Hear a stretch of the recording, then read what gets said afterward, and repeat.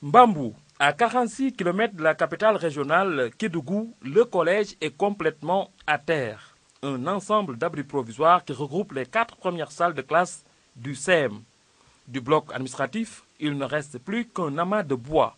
Dans le département, sur les 7 collèges, 5 sont en abri provisoire. De quoi se poser des questions quant à la réalisation d'une éducation de qualité. On ne peut pas comprendre qu'un élève de CM2 qui fasse sa classe dans une bonne école avec toutes les communautés puisse être reçu à l'entrée en 6e et qu'un abri provisoire aussi le recueille en 6e. Moi, je dis que c'est extrêmement difficile et ce n'est pas encourageable pour l'élève qui vient de changer de cycle. Donc, je crois qu'à ce niveau, des efforts doivent être faits. Dans ces abris, des fois, tu vois des serpents. Souvent, c'est des difficultés, c'est des risques pour les élèves. Naturellement, dans la région de Kédougou, le taux d'abandon des élèves est en hausse. Le quantum horaire est faible. Les enseignants qualifiés partent vers d'autres horizons.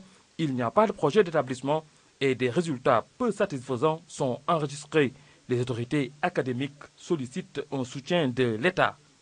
Aujourd'hui, à Saraya, dans les collèges, on ne peut pas brancher de l'électricité. Il n'y en a même pas au niveau de ces abris provisoires. On sollicite du côté du gouvernement qu'on puisse en tout cas faire un effort nécessaire pour qu'il y ait au moins quelques salles de classe en dur dans les collèges. Si on veut vraiment gagner le pari de la qualité, il faut que les élèves soient mis dans des conditions les meilleures.